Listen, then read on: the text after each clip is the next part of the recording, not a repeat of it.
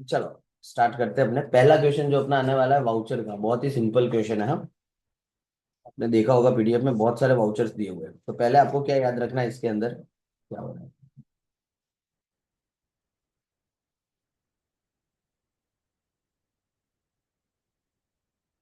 Party का नाम, किसके बिजनेस की बात चल रही है, तो मिस्टर परवीन जरीवाला। ठीक है, न्यू बिजनेस वो स्टार्ट कर रहा है और उसके रिलेटेड कुछ वाउचर्स उसके दिए हुए for the month of June. Vouchers को रीड करके आपको ये बताना है कि वो किस ट्रांजेक्शन का वाउचर है, और वो ट्रांजेक्शन अपने को लिखना है। खाली जनरल एंट्री पास नहीं करनी, वाउचर को देख के सिर्फ हमको आइडेंटिफाई करना है कि वो ट्रांजेक्शन क्या है। बिजनेस शुरू किया था 1 जून को, 20,000 रुपीज की कैपिटल इंट्रोड्यूस की थी। तो जब आप आंसर लिखोगे तो सबसे पहले आपको स्टार्टिंग में ऐसा लिख लेना है कि mister Praveen Jariwala started business with capital of ₹20,000। ये स्टार्टिंग पॉइंट। ठीक है, फिर आपको लिख लेना है explanation of vouchers. Starting first point आ गया, बिजनेस शुरू कर दिया, उसके बाद एक्सप्लेनेशन ऑफ वाउचर। और उसके अंदर आप ये देखो, पहला वाउचर बैंक ऑफ इंडिया की स्लिप है।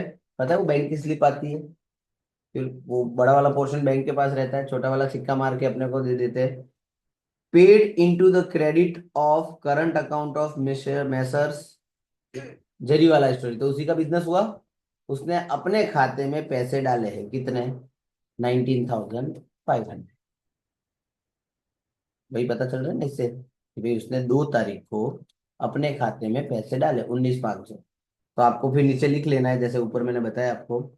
फर्स्ट, यहाँ पे लिख लेना है, first voucher shows that amount of rupees 19,500 deposited into current account of messrs Jariwala store. Entry नहीं लिखनी है अपने को, उसने अपने खाते में पैसे डाले, ये आपको थ्योरेटिकल वे में लिख लेना है। वाउचर देख के पता चल गया ना कि किस चीज का वाउचर है। अब ये देख के बताओ, बीजू वाउचर है।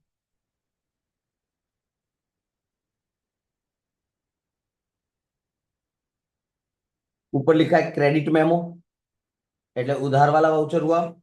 यहाँ पे फर्म का नाम दिया जो हमारी फर्म नहीं है, मतलब किसी सामने वाले ने हमको बिल भेजा है, और देखो यहाँ पे पार्टी के नाम में हमारा लिखा हुआ है, मतलब ये माल हमने परचेज किया है। जब परचेज करेंगे तो सामने वाला बिल भेजेगा ना। सामने वाले ने बिल भेजा, हमने क्या क्या मंगाया, वीट मंगवाया, राइस मंगवाया, क्वांटिटी दी है, रेट दिया है, प्राइस दी हुई है। और बोला है कि अगर पेमेंट 15 दिन में किया तो 5% कैश डिस्काउंट, और 1 महीने के बाद किया तो 12% का क्या लगेगा, इंटरेस्ट लगेगा। तो आपको लिखना है कि भाई सेकंड वाउचर तारीख के साथ लिखना है, on 4th June 2023 goods credit goods of ₹15,000 purchase from Messrs Amritlal Ranchhoddas Gandhi. Description नहीं लिखनी है अपने को, तो यही बताना है कि भाई इस वाउचर में गुड्स परचेज हुआ है। और ये कौन सा वाला गुड्स है, क्रेडिट वाला। मतलब अगर जनरल एंट्री करे तो इसकी क्या होगी, purchase account debit to messrs Amritlal Ranchhoddas Gandhi. और अपने को जनरल एंट्री लिखनी ही नहीं, अपने को सिर्फ ट्रांजेक्शन को डिफाइन करना है कि किस चीज का ट्रांजेक्शन है। टर्म्स वगैरह कुछ भी नहीं लिखना है अपने को एक्सप्लेनेशन में। एक्सप्लेनेशन में सिर्फ क्या बताएंगे कि इस वाउचर से हमें ये पता चला कि हमने उधार में माल खरीदा है। कितने रुपए का खरीदा है, 15,000। So goods of ₹15,000 purchased from Messrs ARG Amritlal Ranchhoddas Gandhi. पहले वाला बैंक में पैसे जमा कराए, दूसरे वाले में हमने उधार में माल खरीदा। बोलो अभी तीसरा वाउचर देख के आपको क्या लग रहा है। 6 जून को ये वाउचर बना है। ऊपर देखो लेटर पेड पे या बिल पे किसका नाम है, हमारी फर्म का नाम है, मतलब हमने बिल बनाया, मतलब ये क्या है, सेल्स हुआ। हमने माल बेचा किसको, श्री रमन लाल बैंकर को, कितने रुपए का, 600 रुपए। तो ऐसा लिख लेने का। फिर voucher 3, date 6 June 2023, this voucher shows credit sales to Shri Raman Lal Banker of ₹600। नीचे आंसर दिए हुए, बट आपको ब्रीफली बता रहा हूँ कि आपको क्या लिखना है। 3 लाइनें हो गई। चौथा, बोलो ये किस चीज का वाउचर लग रहा है आपको। पर्टिकुलर पढ़ोगे तो भी आइडिया आ जाएगा आपको।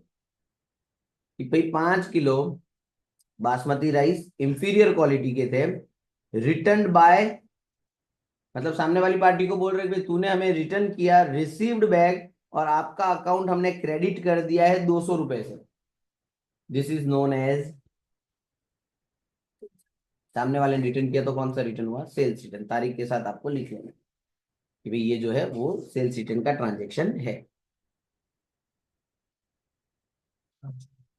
डेबिट नोट आया, मतलब ये कौन सा रिटर्न?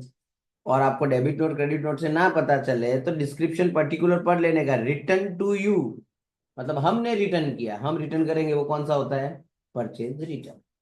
सामने वाले ने किया हो तो सेल्स रिटर्न। कितने रुपए का? 360 का। क्वांटिटी कहीं नहीं लिखनी है, सिंपली ये बताना है इतने रुपए का परचेज रिटर्न हुआ, 360 रुपीज का, 11 जून को ये ट्रांजेक्शन हुआ। बोलो हाँ। परचेज, बट कौन सा वाला परचेज? ऊपर देखना, कैश परचेज हुआ है। 50 किलो शुगर खरीदी हमने 4250 रुपीज की 15 जून को, और उसके सामने हमने चेक दिया है, चेक नंबर 401201।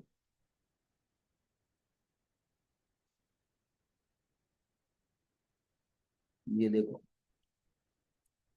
अच्छा, ये अमृतलाल कौन था? डेटर के क्रेडिटर। पीछे जाके देख लेने एग्जाम में है। किधर गया कोई आया था? तो वो तो नोट थी, ये रहा। परचेज किया था हमने, अब उसके रिलेटेड उन्होंने कोई रसीद बना के अपने को दी है। रसीद की डिटेल पढ़ोगे तो पता चल जाएगा कौन सा ट्रांजेक्शन है। और ये कौन बना रहा है रसीद? देखना, ये वाउचर उसने बनाया है, सामने वाली पार्टी ने, बट अपने पास तो वाउचर रहेगा ना एविडेंस के लिए। Received with thanks from messrs Jariwala store, वो लिख रहा है ऐसा कि भाई मैसर्स जरीवाला स्टोर को हम थैंक यू कहते हैं। सम ऑफ रुपीज 13,980 ओनली, इतना पैसा उनसे मिला हमें। और ये पैसा जो आपको मिला है, this is in full settlement on account of 14,640, मतलब मांग रहे थे 14,640 और हमने पेमेंट कितना किया? 13,908। जो डिफरेंस है वो आपका कौन सा डिस्काउंट हुआ? Cash discount. कितना डिफरेंस आ रहा है निकालो।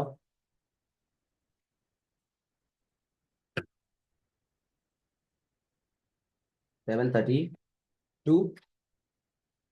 तो फिर आपको लिख लेना है, amount of rupees 13,908 paid to Amritlal Ranchhod Das Gandhi after discount of rupees 732। उसने भली नोट लिखी हो, अपने को तो अपने बिजनेस के व्यू पॉइंट है, हमने तो पेमेंट किया है उसको। ठीक है, तो ये आपका हो गया पेमेंट। फिर हमने लिखा है किसी को, मतलब हमें पैसे मिले होंगे। कितने रुपए मिले? 360 only cash towards bill number 1। Settlement of, मतलब 40 रुपए का क्या दिया हमने? डिस्काउंट। हम लिखेंगे amount of rupees 360 received from Raman Lal Banker after discount of rupees 40।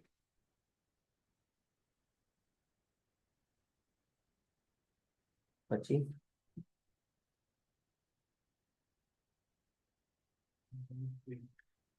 किसको पे किया होगा? Rent of rupees 5,000 paid to landlord. ये आपका क्या हो गया? एक्सपेंस का वाउचर। हमने 5,000 रुपये पे किए। चलो 25 10 नंबर नो वाउचर।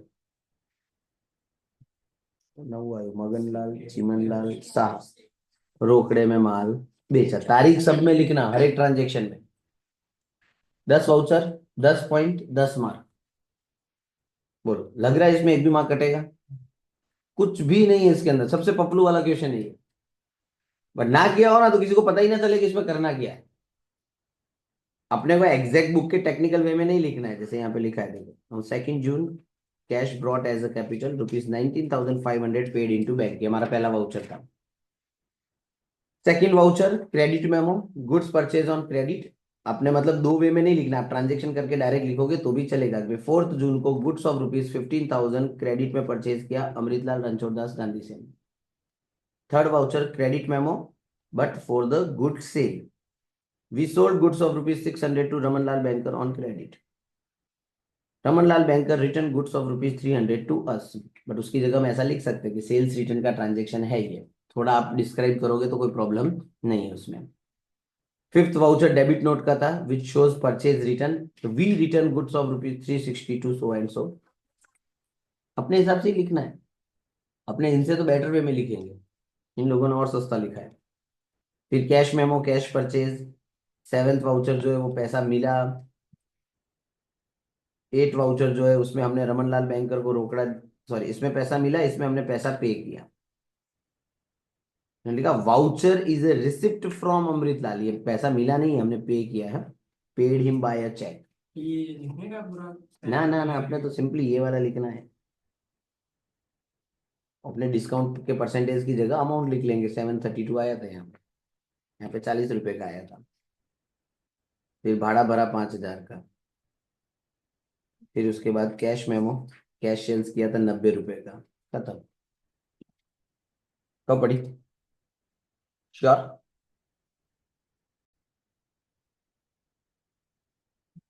तो वाउचर ही पूछेंगे ऐसा कंपलसरी तो नहीं है, ठीक है, तो वाउचर करके जरूर गए, लेकिन ऑप्शन वाली चीज भी करके जाना, क्योंकि पहले चैप्टर में थोड़ा सा वो कॉम्प्लिकेशन रहेगा, बट 99% वाउचर पूछने के पूरे चांसेस है।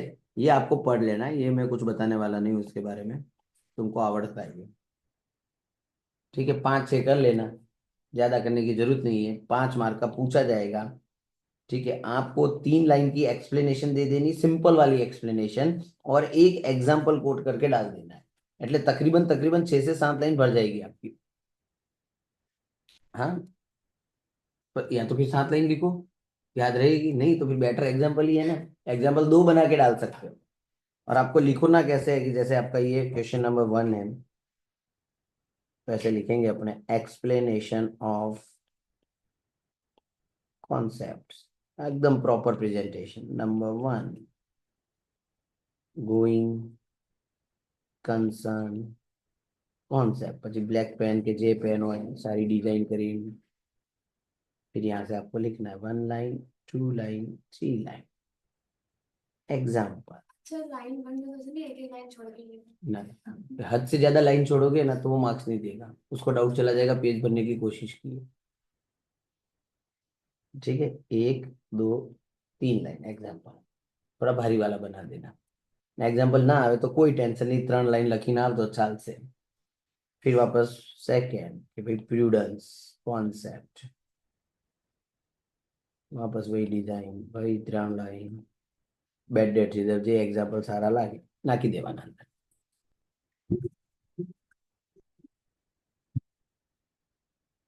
जिनकी बाइक पीछे पड़ा था, तेरी आवाज अंदर जा रही थी, मेरी नहीं। क्लियर? ये कॉन्सेप्ट कैसे लिखने पता चला। अब इसके सामने आपको मिलेगा एक और क्वेश्चन, ठीक है, जो मैंने आपको अभी बताया कि कुछ पॉइंट्स दिए हुए होंगे, लगभग लगभग 5 पॉइंट होंगे, और 5 पॉइंट के आगे आपको उनके कॉन्सेप्ट के नाम लिखने हैं, तो दोनों होंगे ना 5-5 मार्क में, तब जाके ये 10 का बनेगा वाउचर के ऑप्शन में।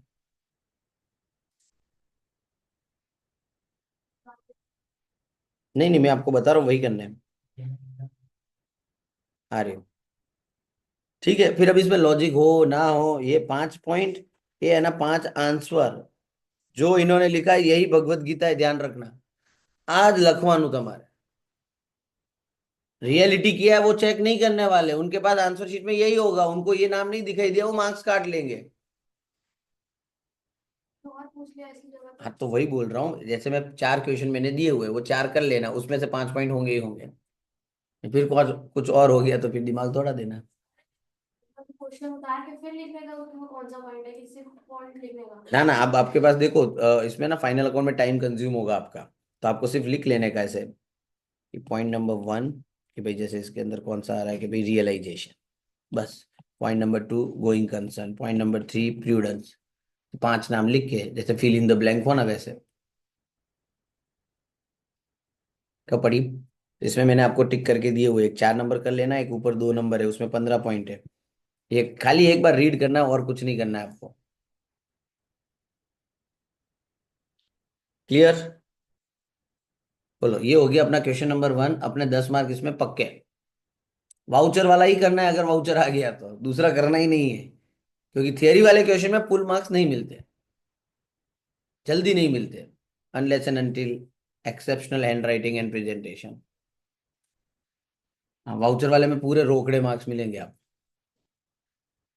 वाउचर समझ में आ गया ना कैसे है? बस तब कोई भी वाउचर पूछे ना, अपने को 10 वाउचर दिए हुए होंगे कोई भी, बस उसको रीड करना है और नीचे आपको लिखते जाना है। पेपर आपका गुजराती में भी होगा, इंग्लिश में भी होगा। स्टार्टिंग में पेपर आपका गुजराती में होगा, सो 3-4 पेज घुमाना, टेंशन में मत आ जाना, पीछे इंग्लिश में लिखा हुआ होगा। या फिर ऐसा होगा क्वेश्चन 1 इंग्लिश, उसी के साथ क्वेश्चन 1 की गुजराती। तो गुजराती मीडियम वाले नहीं होंगे क्या पेपर देने वाले? जैसे मैं आपको बता देता हूँ, पेपर ही बता देता हूँ। नहीं नहीं, उसमें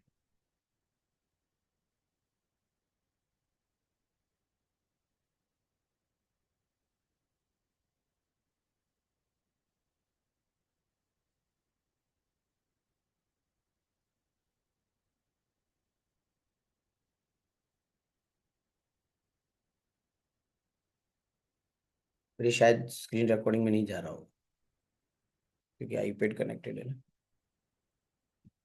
Just a minute, वैसे ही मीटिंग क्लोज करनी पड़ेगी।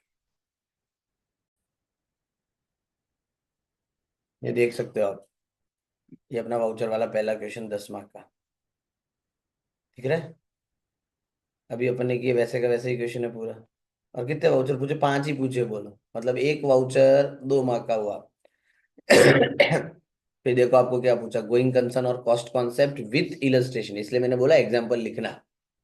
और ये 5 पॉइंट दिए, वो 5 पॉइंट आपको करने रहेंगे।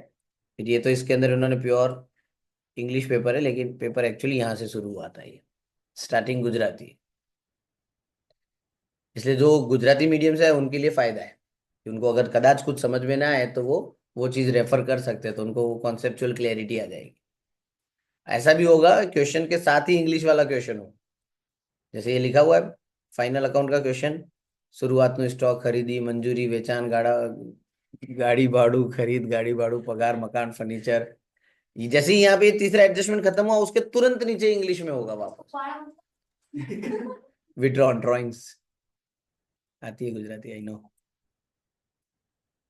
और इनमें से नागोदने स्टोर को है कौन सा कौन सा।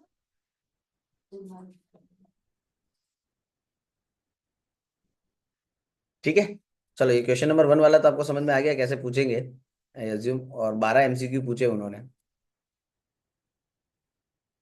बस कॉन्सेप्ट कर लेना अच्छे से। मेरी पास हो गया मैं। हाँ, 110 टका इसमें है ना, 45+ स्कोर होगा, देख लेना तुम लोगों का। तो दूसरा वाला अकाउंट हमारे सब मोह माया है, तू देखता जा खाली।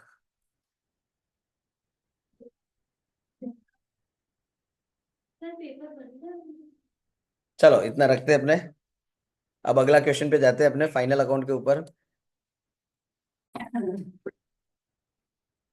चलिए क्वेश्चन 2 जो आएगा अपना, वो फाइनल अकाउंट का आएगा 10 मार्क का। और उसके सामने अपने को जनरल एंट्री वाला क्वेश्चन होंगे, जनरल एंट्री वाले भी अपने एक बार देख लेंगे, बट पहले एक फाइनल अकाउंट का क्वेश्चन मैं आपको करा देता हूँ। और ये वाला जो क्वेश्चन है, क्वेश्चन नंबर 3, वैसे इससे पहले मैंने 2 क्वेश्चन और आपको टिक करके दिए थे, वो आप नवरे पढ़ो एटले एक बार हाथ साफ कर देना, इलस्ट्रेशन 2 एंड इलस्ट्रेशन 1 पे। डायरेक्टली अपने करते हैं क्वेश्चन नंबर 3। मुझे लग रहा है इसके पूछने के सबसे ज्यादा चांसेस है। चलो पहले देख लेते हैं अपने एडजस्टमेंट। 31 मार्च 2023 को स्टॉक की वैल्यू कितनी दी हुई है? 12,000। This is our closing stock. दो जगह पे लिखेंगे, ट्रेडिंग अकाउंट में क्रेडिट साइड क्लोजिंग स्टॉक 12,000, और बैलेंस शीट में asset side closing stock 12,000।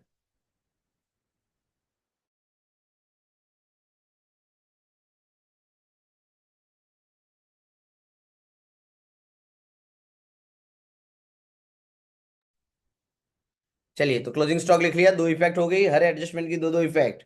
Next adjustment, unpaid salary 1,000, this is called outstanding salary. Salary में प्लस करेंगे, बैलेंस शीट में लाइबिलिटी साइड। तो P&L अकाउंट में जाएंगे, वहां पे पहले मैं लिख लेता हूँ सैलरी, और उसमें लिखता हूँ प्लस आउटस्टैंडिंग, कितनी अमाउंट आती है?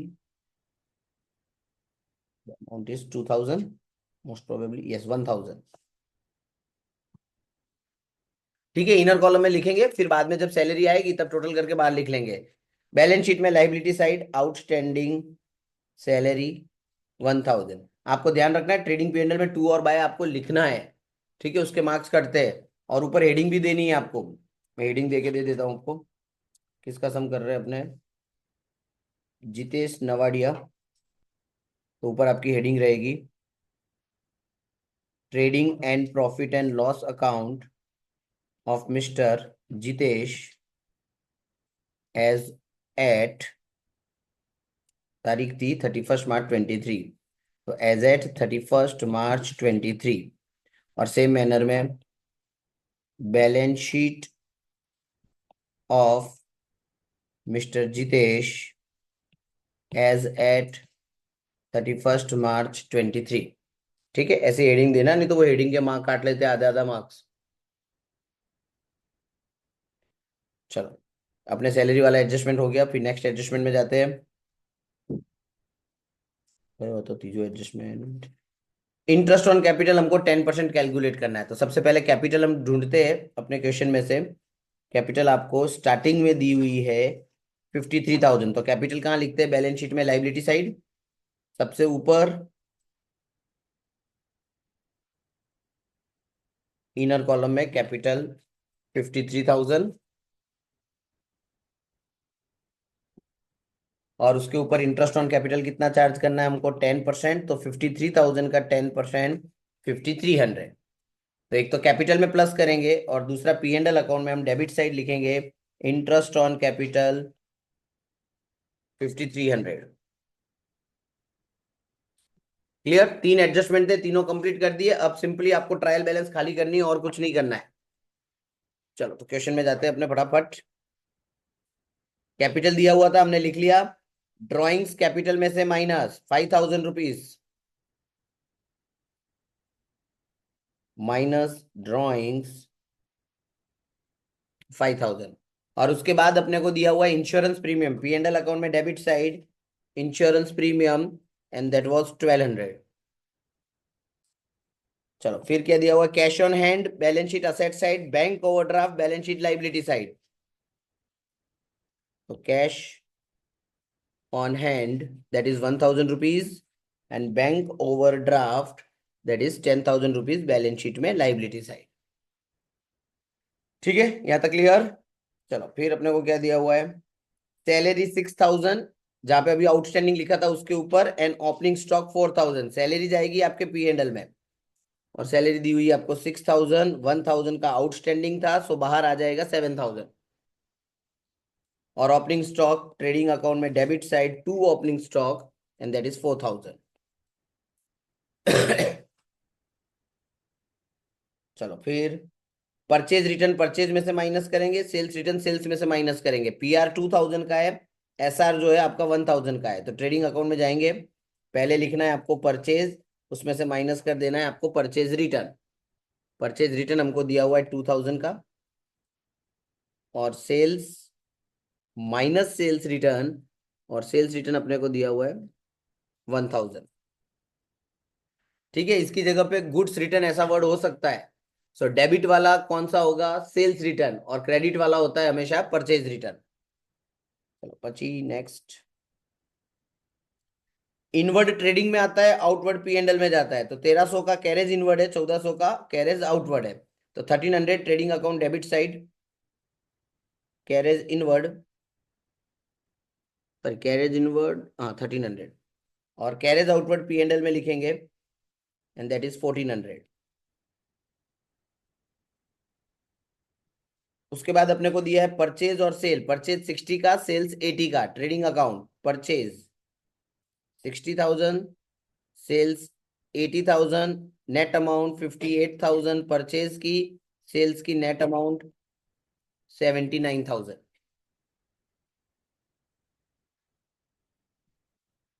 डन यहां तक? चलिए फिर नेक्स्ट अपने को दिया हुआ है फर्नीचर 10,000 का, रेंट एंड टैक्सेस 1,000 का। फर्नीचर असेट में जाएगा, रेंट पी एंड एल में जाएगा। चलो पहले मैं पी एंड एल में रेंट लिख लेता हूँ। रेंट हमको दिया हुआ है 1000 और फर्नीचर जाएगा बैलेंस शीट में असेट साइड सबसे ऊपर 10,000 rupees.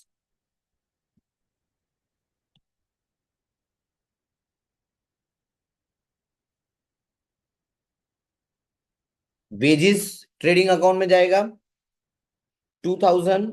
Discount allowed P and L में लिखेंगे, discount reserve P and L में क्रेडिट लिखेंगे।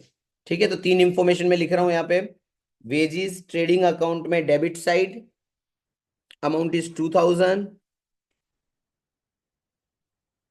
Discount allowed P and L account में डेबिट साइड 900 અને credit side by discount earn या discount received which is 1000। Done. चलिए फिर प्लांट एंड मशीनरी असेट में 20, स्टेशनरी पी एंड एल में debit 5000, motor car asset में लिखेंगे 9000। तीन इंफॉर्मेशन लिख रहे, दो असेट में और एक पी एंड एल में। तो बैलेंस शीट में असेट साइड सबसे पहले अपने लिखते हैं प्लांट एंड मशीनरी जिसकी अमाउंट दी हुई है 20,000। उसके बाद मोटर कार 9,000 और स्टेशनरी एंड प्रिंटिंग लिखना है आपको पी एंड एल में डेबिट साइड और उसकी अमाउंट है हमारे पास 500।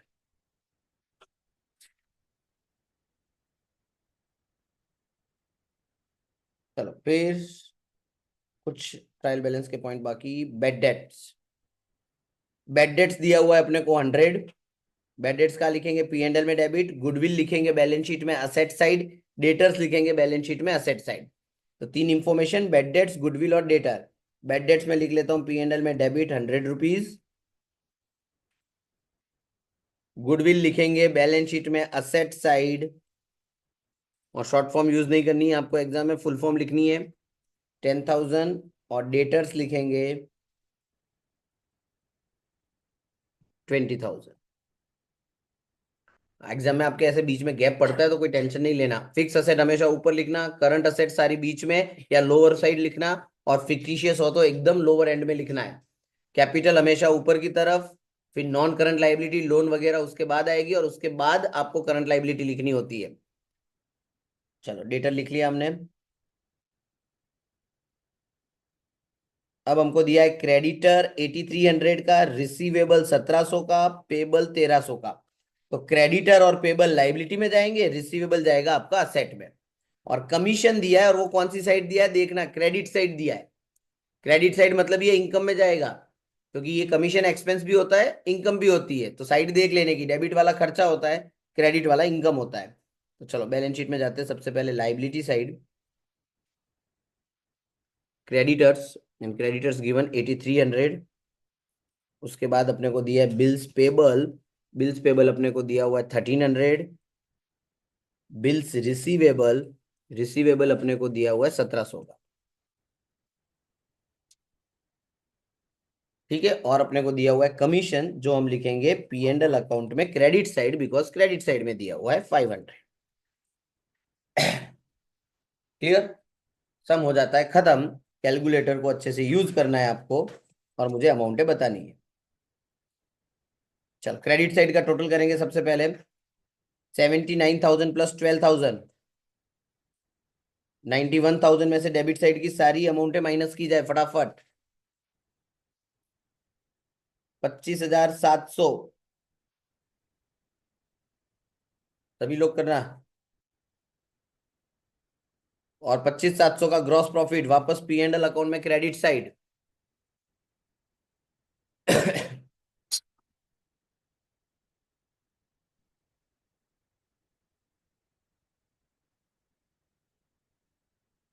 क्रेडिट साइड નું टोटल 25,700 प्लस 1,500 27,200। डेबिट साइड की सारी अमाउंटें माइनस की जाए 9,800। This is your net profit. और ये जो नेट प्रॉफिट है ये वापस कहाँ चला जाएगा, बैलेंस शीट में कैपिटल में हम प्लस कर देंगे, प्लस नेट प्रॉफिट 9,800 कैपिटल का टोटल किया जाए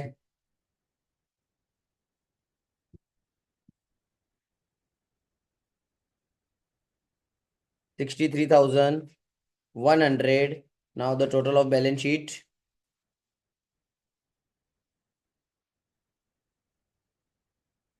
83,000.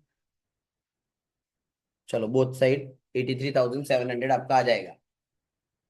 आ गया? क्लियर? कोई doubt?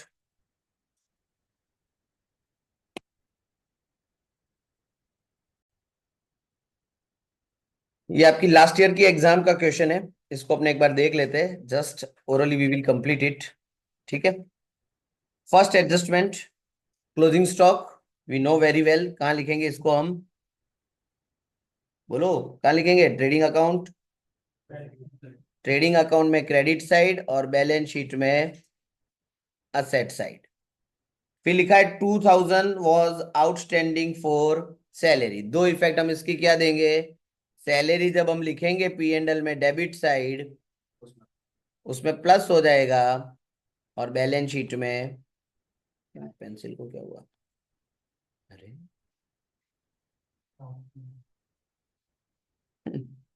Liability side, building and furniture पे 10-10% का घसारा लगाना है, मतलब depreciation we have to charge. Depreciation की दो इफेक्ट, बैलेंस शीट में असेट में से माइनस करेंगे, पी एंड एल में डेबिट करेंगे।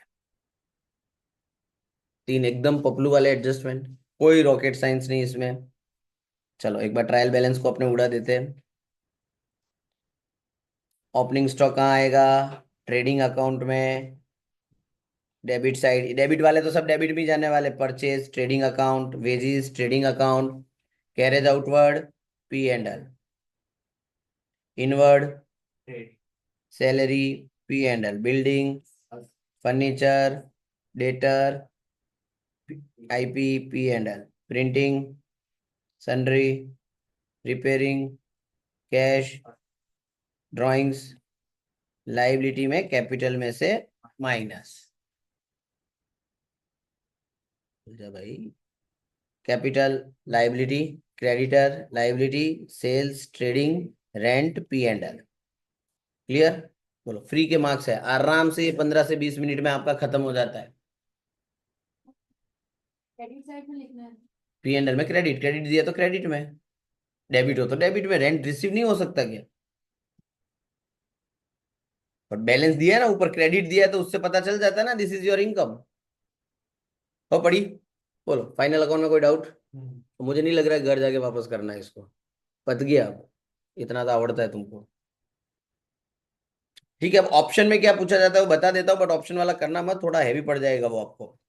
Record the following transaction of mister प्रयास पटेल इन हिज जर्नल, એટલે તમારે જર્નલ એન્ટ્રી કરવાની. Then after prepare purchase account, they are asking subsidiary books, sales account, purchase return account, sales return account, and find out the balances. मतलब laser भी पूछा। अब देखो कितनी एंट्रियां दी है, 1 2 3 4 5। मैंने आगे का पेपर बस इतना ही है, बस 5 एंट्री है। अगर फाइनल अकाउंट बहुत लेंथी लगे तो करना। 5 जनरल एंट्रियां, 5 के रिलेटेड के जनरल एंड सब्सिडरी बुक्स आपको बनानी। पर जरूरी नहीं, क्योंकि देखो आप फाइनल अकाउंट के ऑप्शन में कैश बुक भी पूछी जा सकती है, बहुत सारी चीजें पूछी जा सकती है, क्योंकि वो अकेला चैप्टर और बाकी के 10 चैप्टर आपका जो यूनिट 2 है उसके अंदर वो इक्विवेलेंट है। इसलिए फाइनल अकाउंट में फायदा क्या है? देखो आपकी जर्नल एंट्री में अगर पहली एंट्री में लोचा पड़ा ना तो पूरे 2 गए, 2 तो गए ही गए, साथ में लेजर और सब्सिडरी जो बनाओगे उसमें भी मार्क्स गए आपके। इसलिए ये क्वाइट रिस्की हो जाएगा, कॉन्फिडेंस हो तो कर दो, बाकी हम तो कुछ है नहीं। जैसे प्रॉफिट प्रॉफिट वाला आ जाता है तो ये थोड़ा ध्यान रखने का। क्लियर? क्वेश्चन 2 कंप्लीट हुआ, 20 मार्क अपने आ चुके हैं अभी तक, बाकी के 30 मार्क के लिए अपने काम करेंगे अभी। ठीक है, अब जो तीसरा चैप्टर है, मतलब तीसरा क्वेश्चन जो है, अब वो समथिंग आउट ऑफ सिलेबस जो आपने कभी पढ़ा नहीं, सिंगल एंट्री, એટલે ध्यान રાખજો એમાં।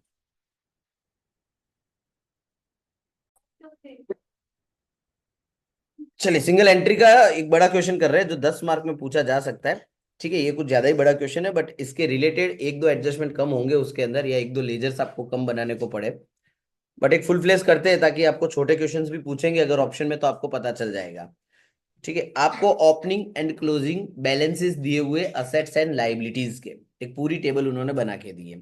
एंड आफ्टर देन उन्होंने कुछ ट्रांजेक्शन्स की डिटेल दी हुई है और हमको टू इफेक्ट्स देनी है।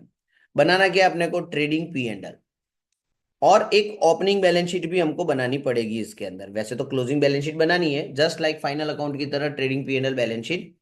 बट जब आप सिंगल एंट्री का क्वेश्चन कर रहे होते हो तो इसमें एक इंफॉर्मेशन सबसे इंपॉर्टेंट होती है, कैपिटल।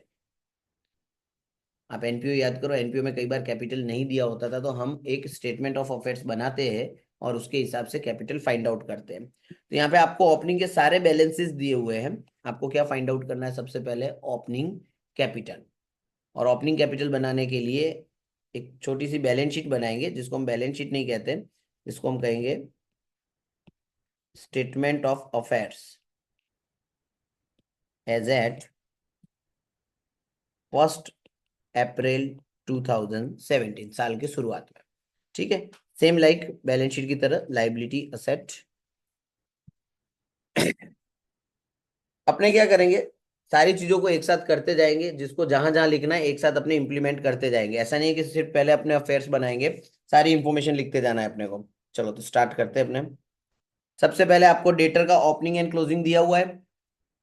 ओपनिंग मिसिंग है और क्लोजिंग 1,12,500। तो डेटर के डब्बे में जाओ,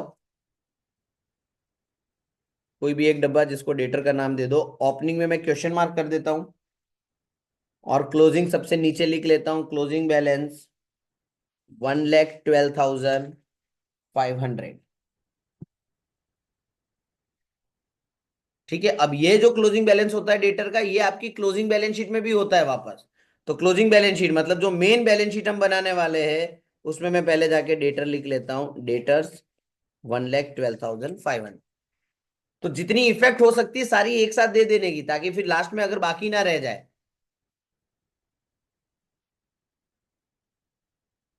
क्लियर? अच्छा, अब ओपनिंग बैलेंस शीट भी तो बना रहे हैं हम, तो ओपनिंग बैलेंस शीट में भी डेटर आएगा। वो कौन सा वाला आएगा, ओपनिंग वाला आएगा। पर ओपनिंग वाला डेटर हमको दिया हुआ नहीं है, तो ध्यान रखना है स्टेटमेंट ऑफ अफेयर्स में डेटर्स भी मिसिंग है। चलो उसके बाद क्या दिया हुआ है अपने को, स्टॉक दिया हुआ है। This is your opening stock and this is your closing stock. कहां लिखोगे, ओपनिंग वाला ट्रेडिंग में डेबिट, क्लोजिंग वाला ट्रेडिंग में क्रेडिट, क्लोजिंग वाला बैलेंस शीट में असेट साइड भी आएगा। जितनी इफेक्ट है सारी देनी पड़ेगी ना ओपनिंग एंड क्लोजिंग स्टॉक की। तो देखो, ओपनिंग स्टॉक सबसे पहले आप जाओ ट्रेडिंग अकाउंट में, डेबिट साइड लिखो, अमाउंट इज 65,250। टू नहीं, 65 है। फिर बैलेंस शीट में, अच्छा सॉरी, फिर ट्रेडिंग अकाउंट में ही क्रेडिट साइड क्लोजिंग स्टॉक 78,750। और क्लोजिंग स्टॉक कहां पे आता है, बैलेंस शीट में असेट साइड क्लोजिंग स्टॉक 78,750। जितनी इफेक्ट होती है सारी दे देने की। अच्छा, ये जो ओपनिंग स्टॉक है, ये आपकी ओपनिंग बैलेंस शीट के लिए तो क्लोजिंग स्टॉक होगा ना। ओपनिंग स्टॉक मतलब पिछले साल का स्टॉक, तो पिछले साल के लिए हम बैलेंस शीट बना रहे हैं एक अलग से, स्टेटमेंट ऑफ अफेयर्स। वहां पे लिखेंगे ओपनिंग बैलेंस, ब्रैकेट में मेंशन कर देता हूं, क्लोजिंग स्टॉक का ओपनिंग बैलेंस 60 कितना था, 65,250। तो पड़ी, मतलब जहां जहां जितनी इफेक्ट हो रही है ना, सारी एक साथ देते जाना है, नहीं तो समझ में नहीं आएगा हो क्या रहा है। चलो फिर cash and bank, opening cash and bank, opening balance sheet, closing cash and bank, closing balance sheet, और कैश का लेजर भी बनाया है, तो वहां पे भी इसके ओपनिंग और क्लोजिंग के बैलेंसेस हमको लिख लेने हैं। तो कैश अकाउंट में जाओ सबसे पहले, ओपनिंग बैलेंस कैश का हम लिख लेते हैं, ये कैश का ही था ना, कैश एंड बैंक।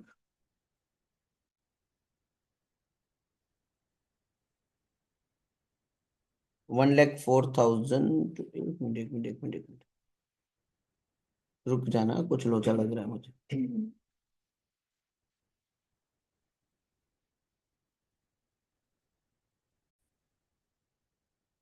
देखो यहाँ पे ना थोड़ा सा टेक्निकल पॉइंट डाला है इन्होंने। यहाँ पे आपको वर्ड क्या दिया है, कैश एंड बैंक, राइट? मतलब cash and bank both are same, लेकिन नीचे उन्होंने टेक्निकल गेम खेला है और यहाँ पे लिखा है कैश ऑन हैंड। मतलब कैश एंड बैंक दोनों अलग अलग है, और ऊपर आपको जो दिए वो दोनों कंबाइंड में दिए हुए हैं। अब दोनों को अलग करना पड़ेगा, क्योंकि आप देखो स्पेसिफिकली चेक करके वर्ड दे रहे हैं ये लोग। मतलब ये जो चेक वाले वर्ड है ये सारे बैंक के ट्रांजेक्शन हुए। तो कैश अकाउंट अलग बनेगा और बैंक अकाउंट अलग बनेगा। तो ये अमाउंट कहाँ लिखनी है, तो ये अमाउंट आप कहीं लिख ही नहीं सकते, क्योंकि इस अमाउंट के अंदर कैश प्लस बैंक दोनों के ओपनिंग और क्लोजिंग है। अब दोनों को अलग कैसे करेंगे, बहुत सिंपल है। कैश का क्लोजिंग कितना दिया है, 16,500। कैश एंड बैंक मिला के क्लोजिंग कितना दिया है, तो कैश का क्लोजिंग तो पड़ा है, जो बच गया वो किसका क्लोजिंग हुआ, बैंक का क्लोजिंग। चलो डिफरेंस निकालो, कितना आया था, अभी निकाला था। तो कैश अकाउंट में जाएंगे और सबसे पहले क्रेडिट साइड, क्लोजिंग बैलेंस 16,500, और बैंक अकाउंट में जाना है और वहां पे भी closing balance on credit side कितना था, 23,250। बराबर, ये तो मैच हो गया अपना। अब ओपनिंग के अंदर अपने को देखना पड़ेगा। देख लेते हैं ओपनिंग रिलेटेड, टोटल दोनों का मिला के 1,04,250 है। अब यहाँ पे एडिशनल इंफॉर्मेशन में देखो, कहीं पे भी हिंट नहीं है कि ओपनिंग कैश कितना, ओपनिंग बैंक कितना दिया हुआ है कहीं। तो अभी हम फाइंड आउट नहीं कर पाएंगे, but we know very well कि दोनों का टोटल कितना होने वाला है, 10250, 104,250। सो अभी के लिए हम क्या कर देते, क्वेश्चन मार्क डाल देता हूं मैं, ताकि याद रहे कि हमको इनको ढूंढना है। नहीं कर सकते, चेक वाली इंफॉर्मेशन अलग से दी हुई है, तो फिर चेक वाला बैंक में लिखना पड़ेगा। कैश एंड बैंक अकाउंट बना दिया। पर भाई वो तो सिंगल एंट्री में बनता है, अब हम डबल एंट्री में कन्वर्ट कर रहे हैं, तो हमको दोनों लेजर अलग कर देने पड़ते हैं। के सारे वो ट्रांजेक्शन भी है, उसको माइनस कर देंगे। वो देख लेंगे, वो तो जैसे ट्रांजेक्शन आएंगे तब देखेंगे, बट अभी के लिए हमारे पास ओपनिंग बैलेंस अवेलेबल नहीं है। चल, अब अभी के लिए अगर आपके पास ओपनिंग बैलेंस अवेलेबल नहीं है, चलो स्टेटमेंट ऑफ अफेयर्स, ये तो हम जस्ट कैपिटल फाइंड आउट करने के लिए बनाते हैं, ठीक है। तो इसमें तो मेरे पास बाइफर्केशन नहीं होगा तो चलेगा। यहाँ पे तो मुझे टोटल से मतलब है, एंड टोटल मुझे दिया हुआ है 104,250। भाई यहाँ बाइफर्केशन करने की जरूरत नहीं है, क्योंकि ये स्टेटमेंट ऑफ अफेयर्स है। यहाँ तो मुझे टोटल से मतलब है, टोटल अवेलेबल है मेरे पास। क्लोजिंग बैलेंस शीट में जाएंगे, यहाँ पे मेरे पास कैश भी अवेलेबल है और बैंक भी अवेलेबल है। अभी हमने लिखा था कैश 16,500 और 23,250।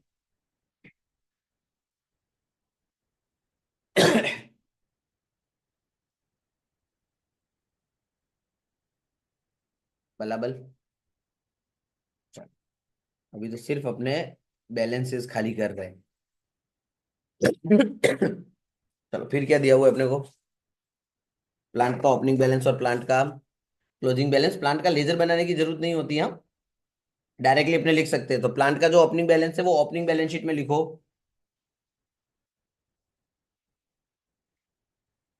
प्लांट स्टेटमेंट ऑफ अफेयर्स में आ जाएगा अपना 42,000, और क्लोजिंग बैलेंस शीट में प्लांट आ जाएगा हमारा 34,500।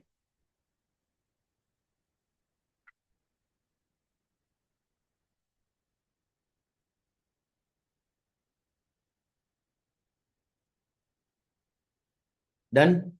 अब आप देखोगे तो प्लांट के ओपनिंग एंड क्लोजिंग बैलेंस में डिफरेंस दिख रहा है हमको। ओपनिंग कितना था 42,000, क्लोजिंग कितना हो गया 34,500। कितना डिफरेंस आया, कितना, 7,500। क्वेश्चन में जाके देखो कहीं पे कोई डेप्री वेप्री की बात की है इन्होंने, चेक करना पड़ेगा अपने को, क्रॉस वेरिफिकेशंस। कहीं पे भी डेप्रिसिएशन की बात की है कि प्लांट पे इतना डेप्री लगाना है, इतने परसेंट लगाना है, एनीथिंग इज गिवन। मतलब इस क्वेश्चन में डेप्री के बारे में बात ही नहीं की, तो फिर प्लांट का बैलेंस कम कैसे हो गया, तो फिर प्लांट क्या हुआ होगा, सेल। अब सेल कैसे हुआ, बैंक से हुआ कि कैश से हुआ, उसके बारे में भी तो दिया नहीं है, क्योंकि हम तो कैश और बैंक अलग अलग बना रहे हैं। तो फिर दोनों में नहीं डाल सकते। Assume to be cash, assume to be cash, हम उसको कैश मानेंगे तो कैश मानेंगे तो कैश अकाउंट में जाएंगे और यहाँ डेबिट साइड लिखना पड़ेगा ना, सेल ऑफ प्लांट। कितने का प्लांट बेचा हमने? 7,500 का। नहीं दिया है तो कैश में ही हम उसको डील करेंगे। तो इसको पर नहीं कर सकते, जब तू डबल एंट्री सिस्टम है तो दोनों के लेजर सेपरेट बनते हैं भाई। आंसर लाने के लिए तो अपने कर सकते हैं, बट मार्क्स नहीं मिलेंगे, वो दोनों के लेजर बनाने मैंडेटरी हो जाते हैं वहां पे। यही इसलिए तो हम ये डबल एंट्री कर रहे हैं कि सारे लेजर वापस प्रॉपर तरीके से प्रिपेयर करना है। भाई प्लांट खबर पड़ी। देखो प्लांट को क्यों मैंने 7,500 को अभी ट्रीट किया, क्योंकि प्लांट का लेजर नहीं बना रहे अपने, इसलिए प्लांट में जो भी हो रहा है इमीडिएटली कंप्लीट। डेटर का लेजर बन रहा है, स्टॉक में कुछ होता नहीं है। कैश एंड बैंक का लेजर बन रहा है, इसलिए उनके डिफरेंस को अभी तक हमने हाथ भी नहीं लगाया। अगला पॉइंट उसी की तरह दिया हुआ है, furniture 16,500 16,500, no purchase no sale. Opening balance sheet में भी 16,500 जाएगा, क्लोजिंग बैलेंस शीट में भी 16,500।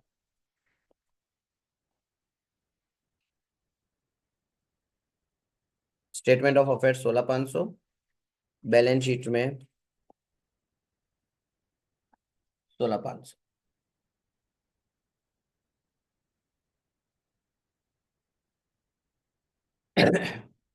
डन। चलो फिर हमको दिया हुआ है क्रेडिटर्स, ओपनिंग 45, क्लोजिंग 70,500। तो क्रेडिटर का लेजर बनाया है हमने, तो क्रेडिटर के लेजर में जाएंगे।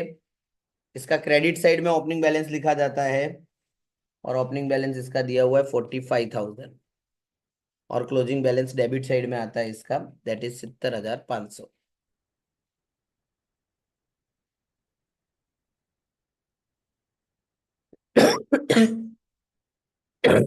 अब इसके बाद क्रेडिटर लाइबिलिटी है, ओपनिंग बैलेंस शीट और क्लोजिंग बैलेंस शीट में भी लिखना पड़ेगा। तो ओपनिंग बैलेंस शीट में लिखेंगे क्रेडिटर लाइबिलिटी साइड में 45,000, और क्लोजिंग बैलेंस शीट में भी लिखेंगे क्रेडिटर 70,500।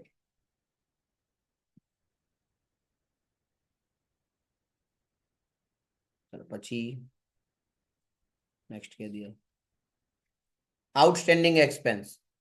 इसका कोई लेजर हम नहीं बना रहे, तो ओपनिंग बैलेंस शीट और क्लोजिंग बैलेंस शीट में लिखेंगे। ओपनिंग बैलेंस शीट में 3,750, ऑन लाइबिलिटी साइड। हाँ P&L को वहां पे प्लस माइनस कर देंगे अपने, 3,750। क्लोजिंग बैलेंस शीट में outstanding expense 6,000। Outstanding expense P&L में भी पाया जाता है, तो P&L अकाउंट में जाऊंगा। हमने ट्रेडिंग P&L साथ में बनाया है, तो 4-5 लाइन छोड़ के P&L की इंफॉर्मेशन लिखेंगे हम। एक्सपेंस, और एक्सपेंस में मैं लिखूंगा outstanding current year plus outstanding previous year minus. Current year का है 6,000, प्रीवियस ईयर का था 3,750। जितनी इफेक्ट होती है एक साथ खत्म करना है, एक भी लिखना रह गया तो आप ढूंढ ही नहीं पाओगे कि कहाँ लोचा पड़ा है इसके अंदर। चलो हमें सारे बैलेंस खत्म। अब आते हैं अपने एडिशनल इंफॉर्मेशन में। चलो एडिशनल इंफॉर्मेशन बहुत सिंपल होती है। Payment to creditor by cash, पैसा गया, किसको गया? क्रेडिटर को। दो इफेक्ट देंगे, एक कैश अकाउंट में और एक क्रेडिटर के अकाउंट में। कैश अकाउंट में जाएंगे सबसे पहले, on credit side by creditor, payment दिया क्रेडिटर को 47,250, और क्रेडिटर के अकाउंट में जाएंगे और वहां पे आ जाएगा on debit side cash 47,250।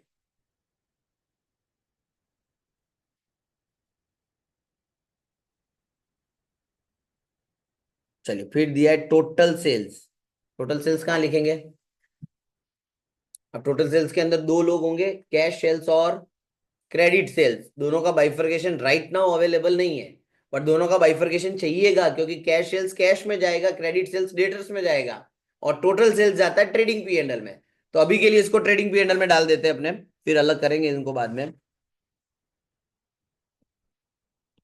Trading P&L में sales 5,18,250।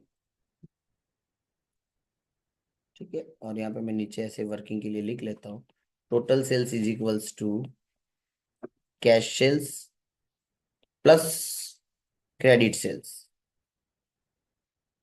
5,18,250 is total sale.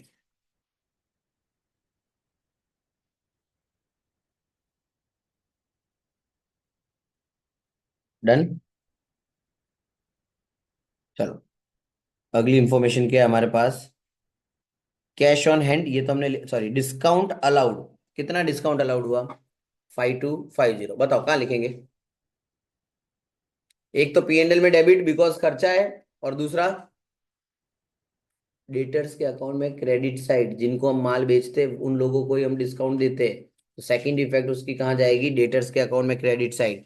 Trading account में डेबिट साइड पहले लिख लो, डिस्काउंट, सॉरी, P&L अकाउंट में debit side discount allowed, amount चाहिए 5250। P&L में डेबिट लिखा, उसके बाद डेटर के अकाउंट में जाओ, क्रेडिट साइड डिस्काउंट अलाउड 5250।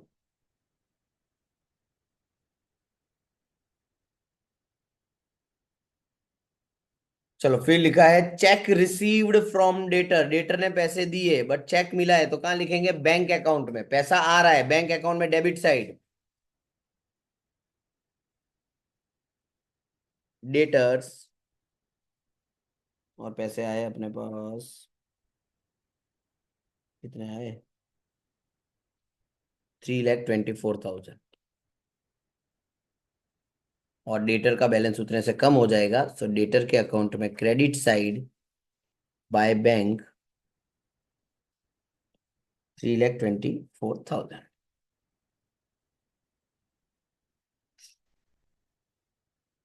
फिर सेम वे में दिया है कैश रिसीव्ड फ्रॉम डेटर। अब डेटर पैसा दे रहा है लेकिन रोकड़े में दे रहा है, तो कैश अकाउंट में लिखेंगे। तो कैश अकाउंट में ऑन डेबिट साइड डेटर्स 1,52,250, और डेटर के अकाउंट में क्रेडिट साइड बाय कैश 1,52,250।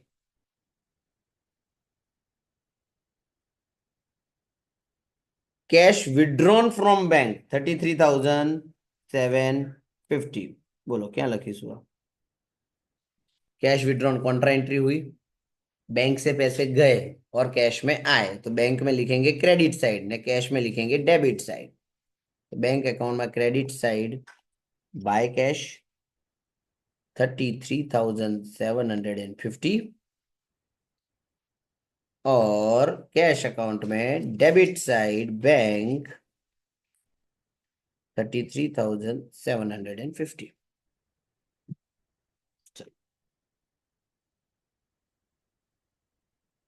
उसके बाद लिखा है एक्सपेंसेस पेड इन कैश। खर्चा हुआ, P&L में डेबिट, और पैसा गया इसलिए कैश अकाउंट में क्रेडिट। तो कैश अकाउंट में क्रेडिट साइड एक्सपेंस 25,500 का, और P&L अकाउंट में डेबिट साइड इनर कॉलम में लिखेंगे कितना है? 25,500।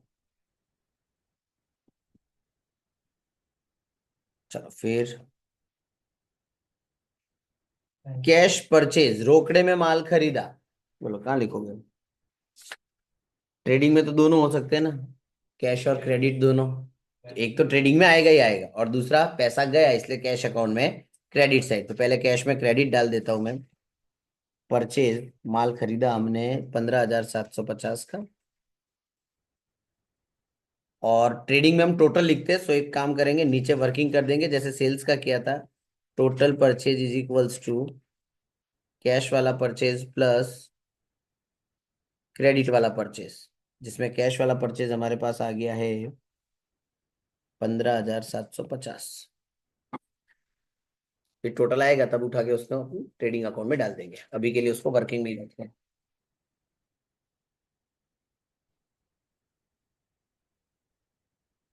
फिर लिखा है payment to creditors by cheque 4,05,000 का पैसा गया बैंक अकाउंट में क्रेडिट साइड, क्रेडिटर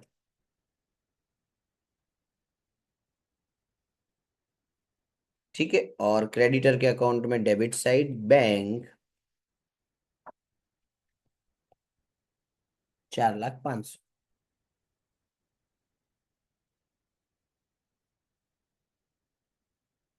चलो, फिर अगली इंफॉर्मेशन उन्होंने दी है, ड्रॉइंग्स बाय चेक 31,500 का ड्रॉइंग्स हुआ है, तो पैसा गया, चेक से गया, तो बैंक अकाउंट में पहले तो क्रेडिट साइड लिखना पड़ेगा, बाय ड्रॉइंग्स अमाउंट अपेली छे अपन ने कितनी भूल गया मैं, 31,500। और ड्रॉइंग्स की दूसरी इफेक्ट, बैलेंस शीट में कैपिटल में से माइनस, तो जो करंट ईयर की बैलेंस शीट है जो हम बनाने वाले हैं, कैपिटल में से मैं लिख लूंगा माइनस ड्रॉइंग्स 31,500। फिर अगली इंफॉर्मेशन भी ड्रॉइंग्स की है, अब बोल रहे रोकड़े में ड्रॉइंग्स विड्रॉ की, एक कैश में क्रेडिट ने वापस कैपिटल में से माइनस, 11,250 रुपये रोकड़े में विड्रॉ हुए, तो वापस ड्रॉइंग्स 11,250 कैपिटल में से माइनस, और कैश अकाउंट में जाऊंगा और वहां पे क्रेडिट साइड 11,250। चलो, फिर क्या दिया हुआ है, कैश बैंक में जमा करके आए, बैंक टू कैश की जर्नल एंट्री पास हुई, बैंक में डेबिट और कैश में क्रेडिट,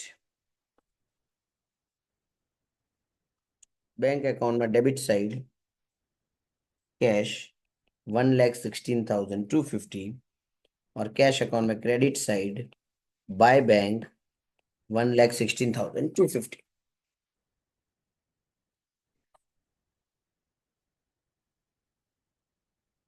चलो, मस्त इजी क्वेश्चन है।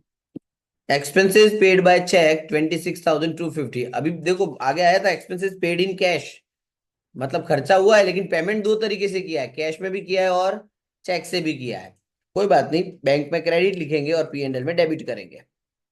बैंक अकाउंट में क्रेडिट साइड पैसा गया, एक्सपेंस 26,250, और P&L में डेबिट साइड जहां पे आपने एक्सपेंस लिखा हुआ है 25,500, उसको थोड़ा अपने रिवाइज कर देते, 25,500 प्लस 26,250, दोनों का टोटल कर दो,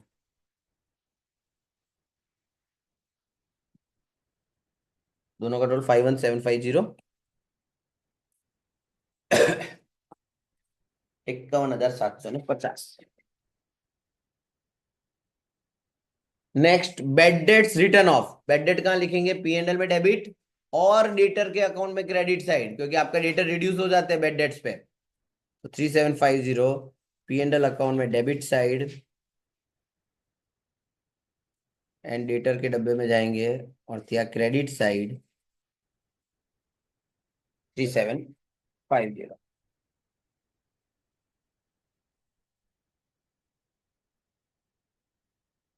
and the last information is discount earn, income हुई, ये देता कौन है, क्रेडिटर देता है, ध्यान रखना, तो ट्रेडिंग अकाउंट में credit side discount on 1,500, creditor के डब्बे में डेबिट साइड डिस्काउंट 1,500, P&L में वो ट्रेडिंग है, ट्रेडिंग P&L भाई।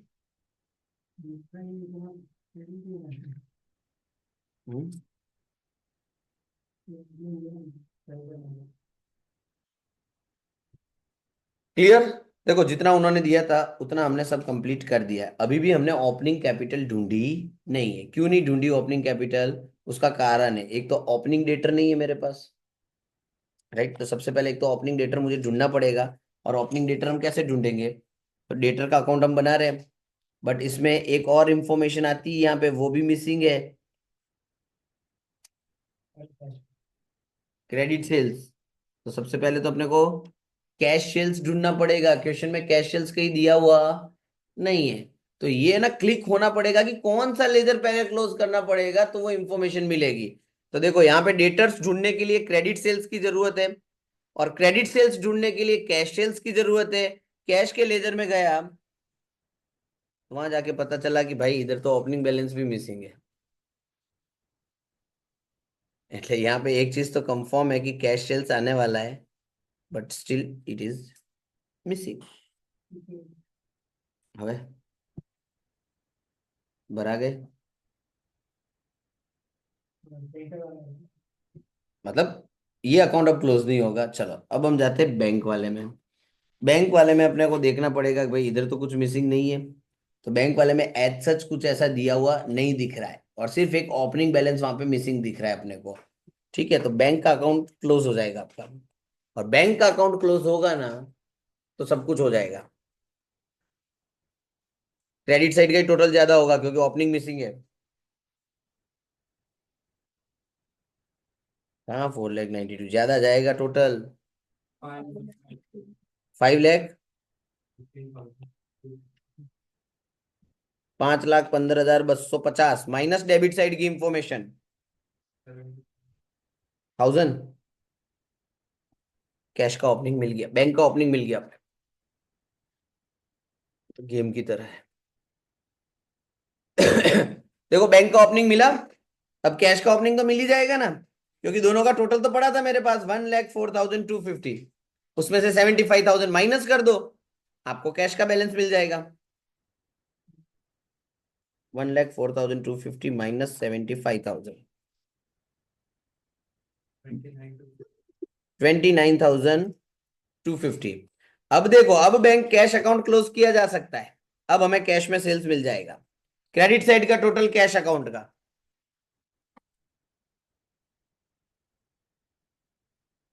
कितना, क्रेडिट साइड का टोटल 1 कैसे होगा भाई, नत्ती भाई इतनी हम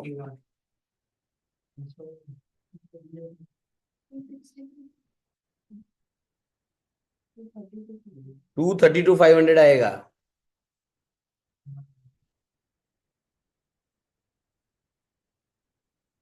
अब डिफरेंस निकालो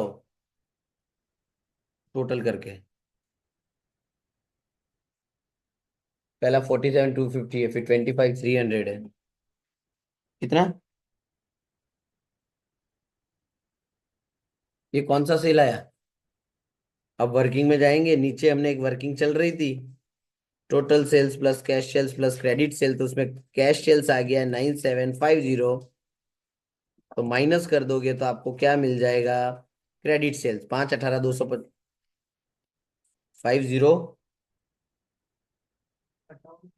5,08,500। कुर्ती रख दो, ये सम खत्म करना है इस मीटिंग में। 5,08,500 समझ में आया कैसे आया, टोटल सेल्स पड़ा था उसमें से कैश सेल्स माइनस कर दिया, तो जो बच गया वो हो गया हमारा क्रेडिट सेल्स। क्रेडिट सेल्स मिला तो तुरंत डेटर के अकाउंट में जाना पड़ेगा, डेटर वहां पे वेट कर रहा है कब से क्रेडिट सेल्स का, 5,08,500। अब डेटर का अकाउंट क्लोज करो, डेटर का ओपनिंग मिल जाएगा आपको।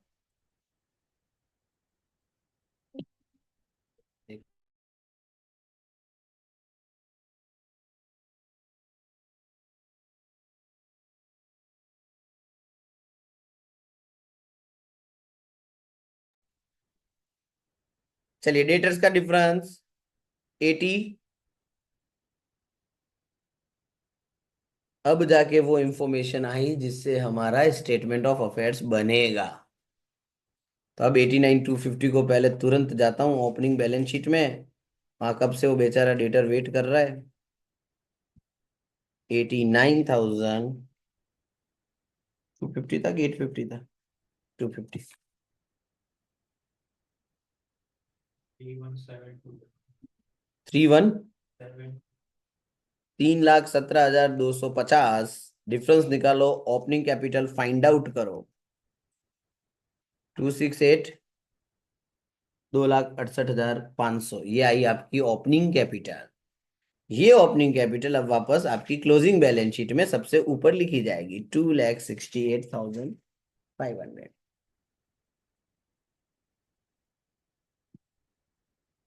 क्या वो मस्त। चलो अब कौन से डब्बे बाकी है वो देखने पड़ेंगे आप, क्योंकि कुछ तो मिसिंग है। Cash close, bank close, debtor close, creditor, creditor में क्या मिसिंग है पता है आपको? क्रेडिट परचेज तो दिया ही नहीं है अपने को। क्लोज कर दो, वो भी मिल जाएगा।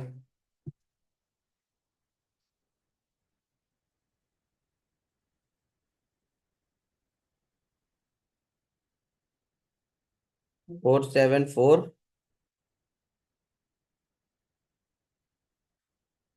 क्रेडिट परचेज आ गया। 474 750, तो नीचे जाएंगे, हमने वहां पे वर्किंग की है एक। 474750 टोटल परचेज आपको मिल जाएगा। देखो टोटल सेल्स और टोटल परचेज हमारे पास आ चुका है, इन दोनों को उठा के ट्रेडिंग अकाउंट में डाल दिया जाए। सेल्स हम डाल चुके हैं, परचेज अभी हम डाल देते हैं। Purchase we find out 4,90,500 only.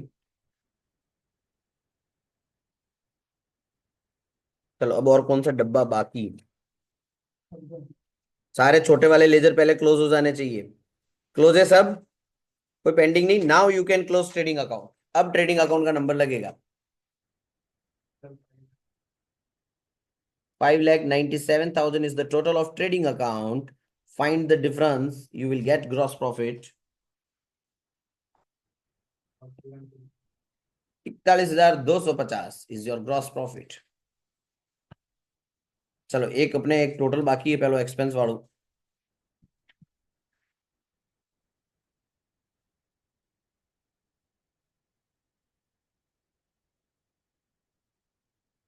खाली एक्सपेंस का टोटल करूं?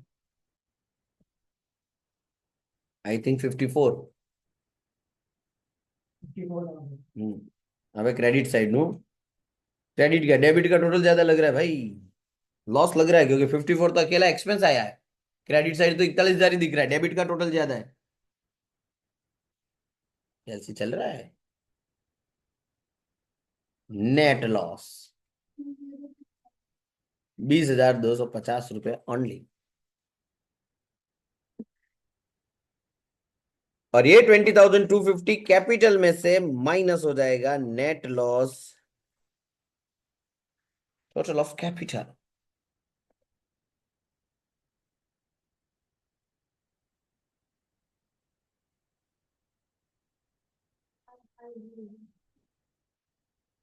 डन।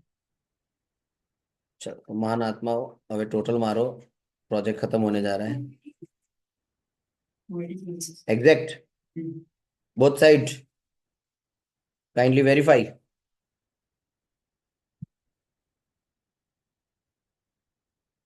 डन। सो ये क्वेश्चन करने के बाद एक चीज कंफर्म है कि ये हम एग्जाम में नहीं करने वाले हैं। कितना टाइम कंज्यूम होगा पता चला? और अगर कहीं गलती से वो क्लिक नहीं हुआ ना कि कौन सा लेजर अपने को क्लोज करना है, कौन सी चीज फाइंड आउट करनी है, तो इसमें तुम भरा जाओगे खाली खाली।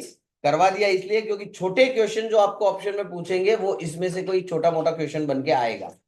ठीक है, तो वो 5 मार्क पे कर लेना, और मैं 2-3 थियरी क्वेश्चन आपको बता देता हूँ, वो रट्टा मार लेना, उसमें से एक पक्का आएगा, ना आवे तो भी वही लिख के आना है तुमको फिर। ठीक है, 10 मार्क में से अपने लगभग लगभग 8 तो स्कोर कर ही लेंगे। ये सिंगल एंट्री होता है। ओके,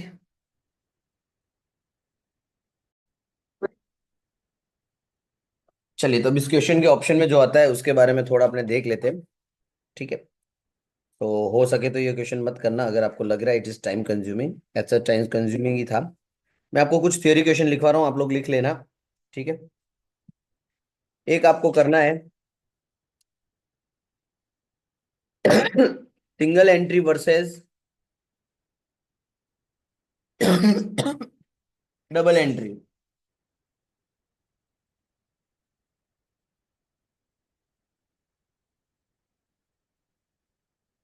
ठीक है, आपकी बुक में पेज नंबर 229 पे उसके डिफरेंस दिया हुआ है, and there are total 10 points are given. आपको कोई भी 5 पॉइंट अच्छे से कर लेने हैं। ठीक है, एक ये वाला थियरी क्वेश्चन आपको करना है सिंगल एंट्री वाला, फिर एक आपको करना है forms of single entry.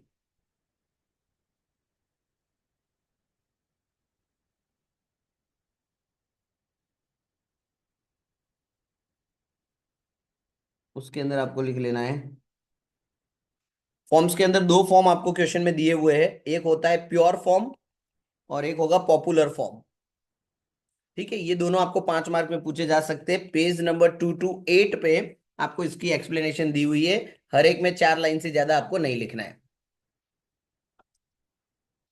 Pure का मतलब जिसमें सिर्फ पर्सनल अकाउंट्स मेंटेन होते हैं, एंड पॉपुलर का मतलब होता है पर्सनल के अलावा कुछ और लेजर्स भी प्रिपेयर किए जाते हैं, तो उसको पॉपुलर कहा जाता है। ये बेसिक डिफरेंस है दोनों का। एंड देन आफ्टर आपको जो तीसरा क्वेश्चन करना है, definition of single entry and characteristics. ठीक है, ये आपके पेज नंबर 2 to 7 पे आपको दिया हुआ है। सो 8 कैरेक्टरिस्टिक्स आपको वहां पे मिलेगी, कोई भी 5 कैरेक्टरिस्टिक्स आपको करनी, उससे ज्यादा नहीं करनी।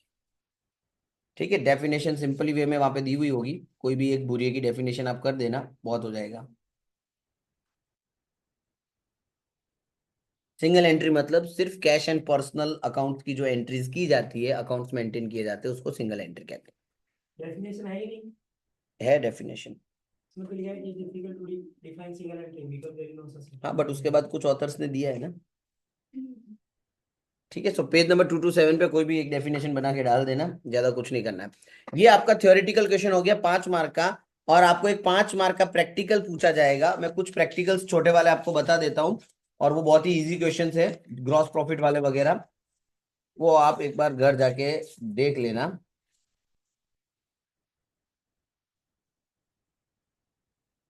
Illustration 17 which is on page number 269. Illustration 16 page number 268. Exercise में ऑब्जेक्टिव क्वेश्चन करके एक एक्सरसाइज होगी आपकी, वो आपको दी हुई है पेज नंबर 272 के ऊपर। और उसमें मैं जो क्वेश्चन बोल रहा हूं वो आपको घर पे एक बार सॉल्व कर देना है। एकदम इजी क्वेश्चन है। क्वेश्चन नंबर 1 करना है, क्वेश्चन नंबर 3 करना है, क्वेश्चन नंबर 4 करना है, क्वेश्चन नंबर 5 करना है, क्वेश्चन नंबर 6 करना है। बस इतने ही करना है। ठीक है, एकदम छोटे छोटे क्वेश्चन है ये 5 मार्क में पूछने के पूरे पूरे चांसेस है। सो टाइम कम लगेगा ऑप्शन वाले क्वेश्चन में, सो ऊपर वाला क्वेश्चन मत करना आप। अगर आपको लग रहा है ज्यादा कॉम्प्लिकेटेड है तो मत जाना उसके अंदर, वो टाइम खा जाएगा और आपको पता भी नहीं चलेगा। इससे बेटर आप थियरी वाला 5 मार्क का अटेंड करोगे, 4 आराम से वहां आ जाएंगे, और 5 मार्क आप छोटे वाले क्वेश्चन में स्कोर कर पाओगे। 9 मार्क आपके यहाँ पे टेक्निकली आ सकते हैं। और छोटे वाले क्वेश्चन बहुत ईजी है, आपने फाउंडेशन में गिने हुए ही है वैसे सारे क्वेश्चन। क्लियर, यहाँ पे हमारा क्वेश्चन नंबर 3 कंप्लीट होता है। सो 30 मार्क्स का टास्क अपना कंप्लीट हुआ। नाउ नेक्स्ट टॉपिक जो है अपना, that is NPO. As I said, NPO में आपको पूछा जाएगा इनकम एक्सपेंडिचर अकाउंट, और ऑप्शन में मिलेगा आपको रिसिप्ट एंड पेमेंट अकाउंट। ठीक है, तो उसके रिलेटेड अपने थोड़ा काम कर लेते हैं।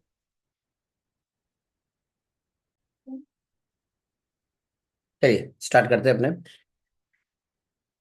आपकी बुक का इलस्ट्रेशन नंबर 5 है। हेडिंग आपको दे देनी है, पहले जो भी क्लब है पहले क्लब का नाम लिखना है, like the Manmohan sports club income and expenditure account for the year ending, या फिर as at 31 March 2023, you can write anything. ठीक है, क्योंकि बीकॉम में तो इतना ये लोग ध्यान देते नहीं है।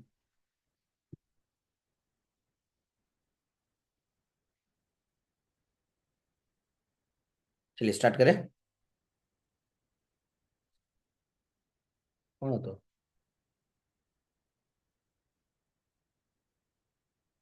we are online and recording is going, otherwise we will listen so many things.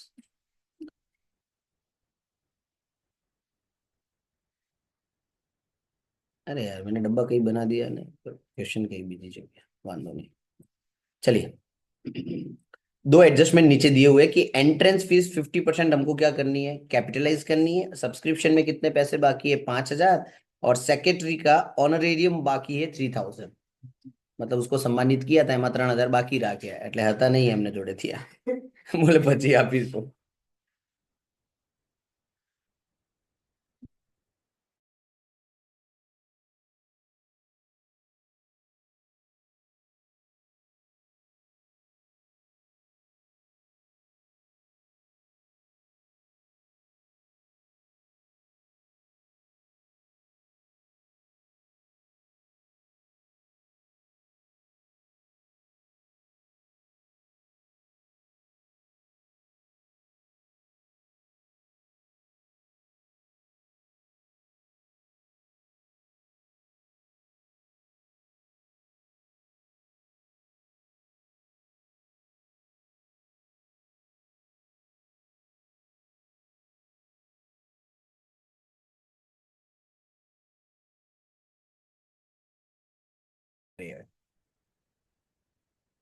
चलिए पहले एडजस्टमेंट रिलेटेड जो पॉइंट्स है वो अपने कंप्लीट करते हैं। 50% एंट्रेंस फीस को कैपिटलाइज करना, देखो यहाँ पे रिसिप्ट एंड पेमेंट अकाउंट नहीं बना रहे अपने, ठीक है। यहाँ पे हम कौन सा बना रहे हैं, इनकम एंड एक्सपेंडिचर। सो आपको याद रखना है कि if you are preparing receipt and payment account, तो फिर वो असेट हो कि एक्सपेंस हो, दोनों ही जाएंगे उसके अंदर। फिर वो लाइबिलिटी हो कि इनकम हो, दोनों ही आपको उसमें लिखने होते हैं। Asset and expense payment side लिखते हैं, liability and income receipt side लिखते हैं, अगर रिसिप्ट एंड पेमेंट अकाउंट बना रहे हो तो। अभी हम बना रहे हैं इनकम एंड एक्सपेंडिचर अकाउंट। सो हमें ध्यान रखना है कि सिर्फ इनकम एंड एक्सपेंस की बात करनी, असेट एंड लाइबिलिटी की बात नहीं करेंगे। तो इन्होंने एडजस्टमेंट में बोला है कि 50% एंट्रेंस फीस को क्या करना है, कैपिटलाइज। मतलब 50% एंट्रेंस फीस लाइबिलिटी में जाएगी और बाकी की 50% इनकम में। तो ऊपर आप देखो आपको एंट्रेंस फीस कितनी दी हुई है, 1000 दी हुई है। इनकम एक्सपेंडिचर में क्रेडिट साइड 1000 नहीं लिखेंगे, कितना लिखेंगे, खाली 500। जाओ इनकम साइड, और यहाँ पे मैं लिख लेता हूं entrance fees 50% only, amount is 500।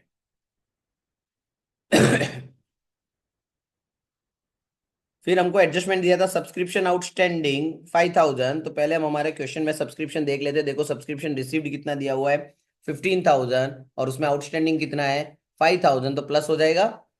चलो इनकम साइड ही लिखेंगे हम, subscription received 15000 plus outstanding 5000, total amount 20000। और अगर आप बैलेंस शीट बना रहे हो तो ये आउटस्टैंडिंग आपका जाएगा बैलेंस शीट में असेट साइड, ठीक है। चांसेस कम है, बट इन केस अगर पूछ ले बैलेंस शीट तो आपको दूसरी इफेक्ट पता होनी चाहिए। और तीसरा एडजस्टमेंट था सेक्रेटरी की ऑनरेरियम का पेमेंट बाकी है, तो सेक्रेटरी ऑनरेरियम ये एक्सपेंस होता है, उसमें प्लस कर देंगे आउटस्टैंडिंग 3000। और बैलेंस शीट अगर बना रहे हो तो बैलेंस शीट में कहां पे आ जाएगा, ये लाइबिलिटी साइड। चलिए अब हमको सिंपली ट्रायल बैलेंस खाली करना है और कुछ नहीं।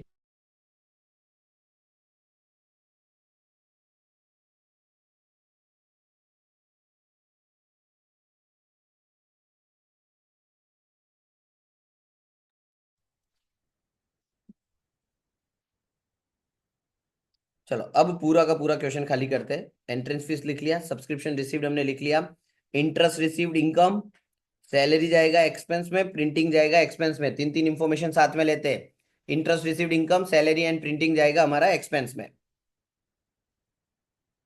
पहले यहाँ पे income side interest received amount is 2500, और फिर यहाँ पे आ जाएगा हमारा खर्चा। खर्चा कौन सा था, सैलरी।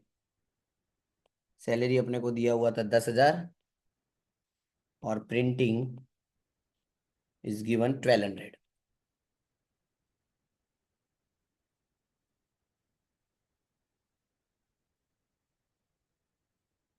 चलो जनरल एक्सपेंस 400, और फिर क्या लिखा है पता है, ओपनिंग कैश बैलेंस। ये कहीं नहीं लिखना है, ये कैश अकाउंट का ओपनिंग बैलेंस है। हाँ अगर आप रिसिप्ट एंड पेमेंट अकाउंट बना रहे होते तो ये आपका बैलेंस ब्रॉट डाउन होता। हम एक्सपेंडिचर एंड इनकम वाला अकाउंट बना रहे तो इसको कहीं नहीं लिखना है, ठीक है। तो चलो पहले जनरल एक्सपेंस लिख लेते हैं 400 का।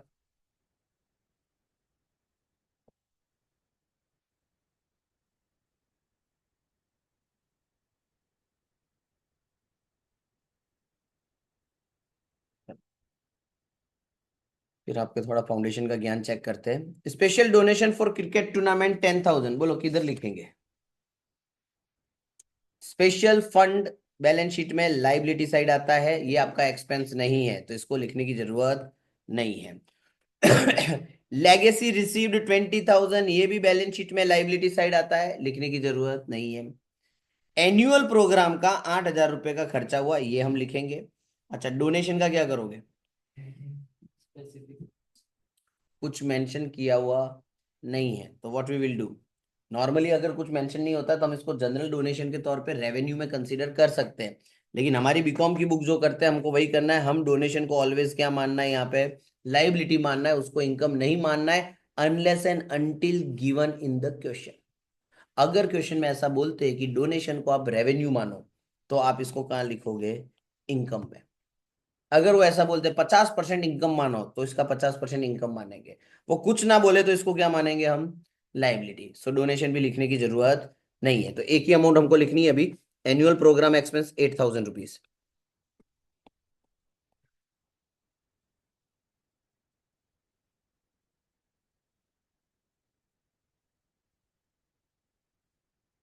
चलो, क्लोजिंग बैंक ओवरड्राफ्ट आएगा लाइबिलिटी में। लाइबिलिटी इसलिए लिख रहा हूं इन सबके आगे क्योंकि अगर बैलेंस शीट बनाने को पूछी तो आपको पता होना चाहिए कि कौन सी चीज कहाँ जाती है। लाइफ टाइम मेंबरशिप फीस, ये भी नहीं आएगा, ये भी हमारी क्या होती है, liability. Income from annual programme, इसको इनकम में लिखेंगे। अच्छा, फिर आपको दिया हुआ है क्रिकेट टूर्नामेंट एक्सपेंस, बोलो शू करीશું એનું? liabilities.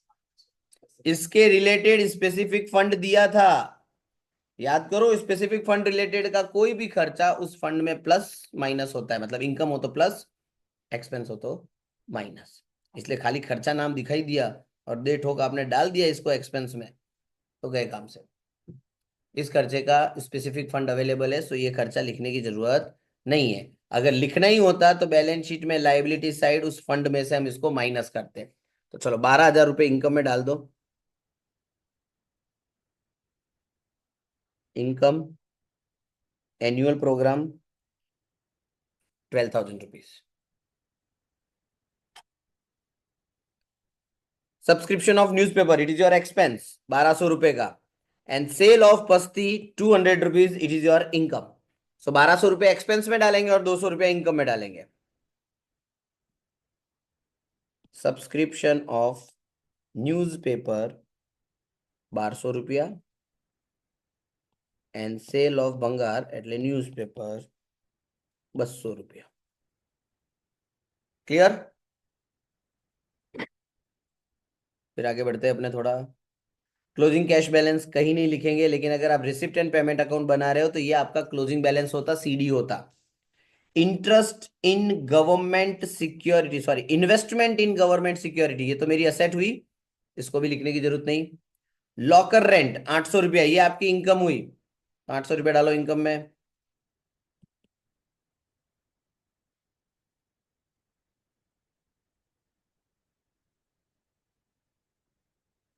Purchase of sports equipment, this is your asset. Repairing आपका एक्सपेंस, डेप्रिसिएशन भी आपका एक्सपेंस। अच्छा, अगर आप रिसिप्ट एंड पेमेंट अकाउंट बना रहे होते तो डेप्रिसिएशन नहीं लिखना है वहां पे। क्यों नहीं लिखना है? क्योंकि वो कैश में नहीं होता है। सो रिपेयरिंग 1,600 का और डेप्री 200 का एक्सपेंस में डाल दो debit side.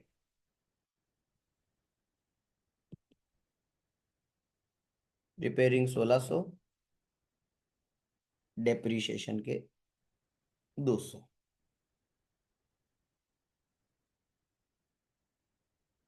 Cell of sports equipment 1,200 रुपए में आपने स्पोर्ट्स इक्विपमेंट बेचा, बोलो कहां लिखोगे? इनकम 1,400 का 1,200 का लिखोगे? 1,200 कहीं नहीं लिखेंगे, ये आपकी असेट को कम कर रहा है, ये 1,200 रुपए, ठीक है। बट उसकी बुक वैल्यू कितनी थी और आपने बेचा कितने में? नुकसान कितना दिख रहा है? ये नुकसान हमको एक्सपेंस में लिखना होगा, ठीक है। Sir 200 rupees loss on sale of equipment, expense side.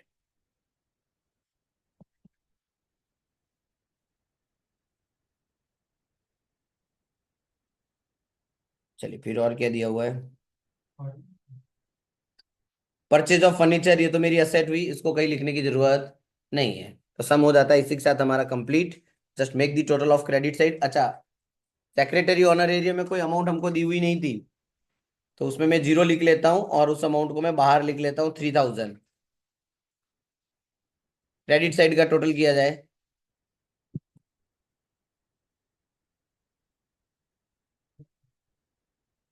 कितना आया? ना ना, ध्यान से कर दो। नहीं, डेबिट साइड माइनस करो। 10,200 आ रहा है ना। Excess of income over expenditure.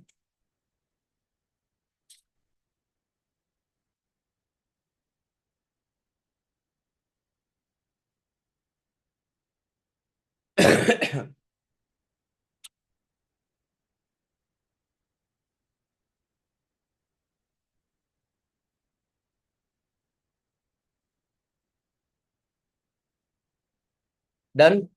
बोलो कोई कंफ्यूजन इसमें? कंफर्म? बस ऐसा सवाल पूछा जाएगा 10 मार्क में।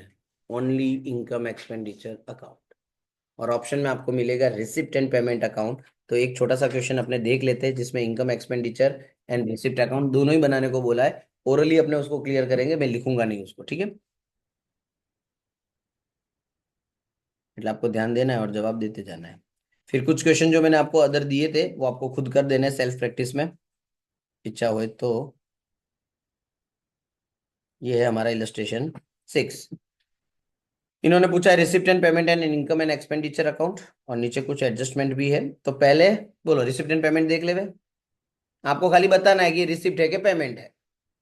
ओके, डेबिट और क्रेडिट तो ऑटोमेटिकली पता चल जाएगा। चलो पहले एडजस्टमेंट देख लेते हैं। रिसिप्ट एंड पेमेंट अकाउंट हम चेक कर रहे हैं। क्लोजिंग स्टॉक ऑफ मेडिसिन, बोलो आपसे रिसिप्ट एंड पेमेंट में ना आवे। सब्सक्रिप्शन ड्यू फ्रॉम मेंबर 2200 रुपया बाकी छे, नहीं आवे। रिसिप्ट एंड पेमेंट है, सिर्फ रोकड़े की बात करनी है, बाकी बाकी कुछ भी नहीं आएगा। रेंट बाकी है, नहीं आएगा। सैलरी अनपेड, नहीं आएगा। कुछ भी बाकी वाला नहीं आएगा। सो रिसिप्ट एंड पेमेंट में मोस्ट प्रोबेबली एडजस्टमेंट आता ही नहीं है। चलो अब अपने इसमें से चेक कर लेते हैं रिसिप्ट एंड पेमेंट। चलो बताना, ऑनरेरियम टू डॉक्टर पेमेंट क्या नहीं आएगा, पैसा गया। Staff salary payment, opening cash balance BD, special donation for x-ray machine receipt. इसमें असेट लाइबिलिटी नहीं देखना, इनकम एक्सपेंस, पैसा आया पैसा गया, सिर्फ दो ही चीजें आपको देखनी है रिसिप्ट एंड पेमेंट में। डोनेशन तो मिलेगा ना अपने को, income of charity show, telephone expense, subscription from member, purchase of equipment, taxes and insurance, entrance fees 3000, उसमें से 60% कैपिटलाइज, कितना पूरा ही आएगा। अरे वो असेट का, अरे इनकम हो के लाइबिलिटी हो, पैसा तो 3000 ही मिला ना। यहाँ पे कहाँ बाइफर्केशन करना है अपने को। Receipt, income from laboratory, opening stock of medicine, closing cash balance CD आपका, परचेज ऑफ, पक्का। चलो donation received, opening bank overdraft, opening balance, cash and bank में ध्यान रखना, और ये आएगा आपका credit side. Cash and bank की तो हुआ ओपनिंग बैंक ओवरड्राफ्ट, ठीक है। तो यह लोचा मत मार देना। Expense of charity show, repairing, 10% investment in government security, पैसा गया। Contribution to medical association, interest on investment, subscription to newspaper, newspaper subscribe किए, पेमेंट,